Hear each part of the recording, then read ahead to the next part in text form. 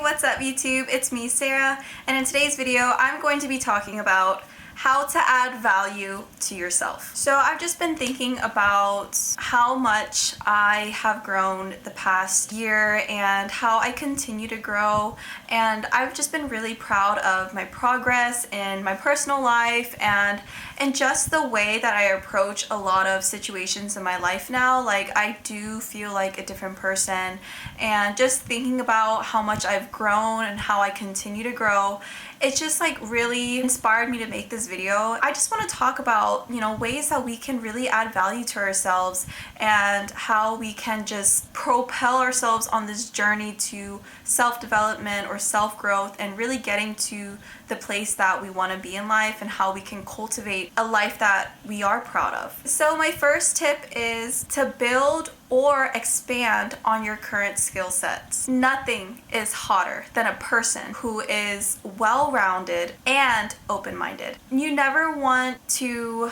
feel like you know everything. There's always going to be different ways that you can improve or you can grow on your current skill sets, or maybe you just want to learn a new skill that has nothing to do with your current job or your career path, and that's okay. I feel like that's what makes you interesting. That's what adds value to you, because you developed these random skill sets that maybe not a lot of people know, or maybe it's something that's very useful to a wide majority. But either way, I feel like the more that you add, the more valuable you're gonna be. My next tip is to have a can-do attitude. For me personally, I can really feel the type of energy that I attract based off of my mentality. So it's something I'm still currently working on. Instead of finding challenges daunting or intimidating in a workplace or in my personal life, I see it more as like, I can do that, I'm capable. Even if I'm not where I want to be, I'm capable of learning and getting to that point. So when you have a can-do attitude, you really feel like you can take on the entire world, you can take on whatever life throws at you, and nothing is more valuable than a person willing to adapt and grow within whatever type of environment they are in. My next tip is to not limit yourself when it comes to growth opportunities. So this could really tie towards work.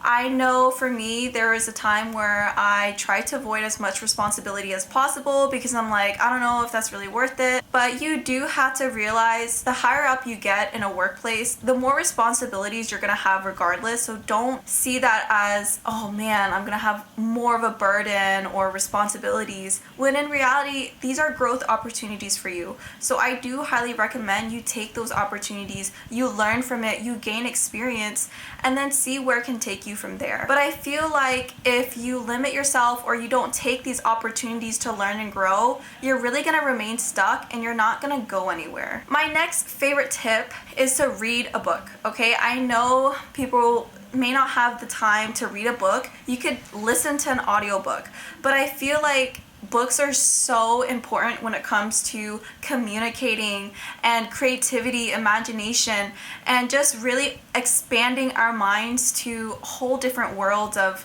thought and storytelling, and it's just amazing. So I do feel like regardless of what genre you read, reading a book is so important for our brains. My next tip is to invest in your time. Be selfish. The more selfish you are, you realize how a lot of different people, situations really don't deserve your time or your energy. The more you can invest your time wisely, the further it's going to take you in life, and it's going to add more value to you. The more valuable something is, the less common you see it. Even if investing in your time means just a rest day or a recovery day, take that day off. Even if it's for your mental health, whatever it is, take that day, because those days are necessary. If you have a lot of projects or you love being creative, have those project days. Take those days just strictly to be creative.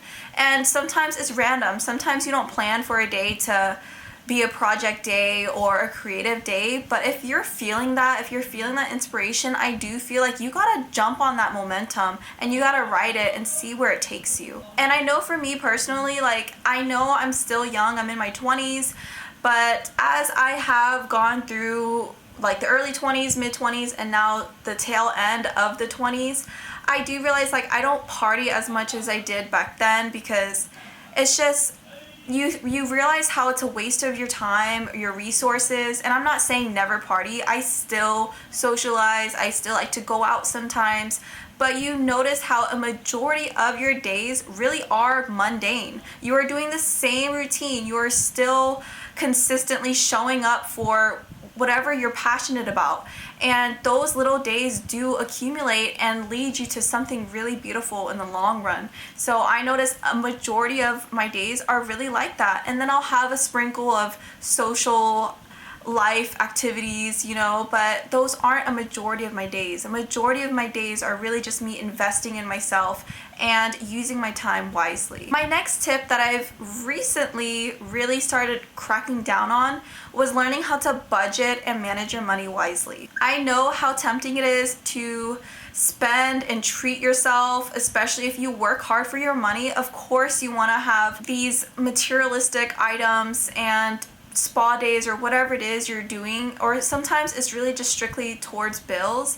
But even so, like knowing how to get by on a budget and allocating certain funds for emergency and for bills and the fun random things that you want to buy, I think it's so important to know how to manage it and not continue to dig a deeper grave for yourself. So if you're just able to really manage your money wisely based off of your paychecks, that will really take you far in the long run. And my last tip is to seek the advice from people who are more successful, smarter, or just know what they're doing, because you are never going to learn from someone doing less than you. You are never going to learn from people who don't want more, who don't dream big, especially if you yourself have big dreams. You're never going to learn from people who don't also see a vision like that when it comes to their worldview.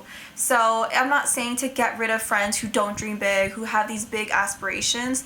I'm not saying that at all, but also but when it comes to advice and getting to a point that is a level up from where you're at, you do want to seek the help from people who are already at that stage in their life or have the advice or experience to get you there.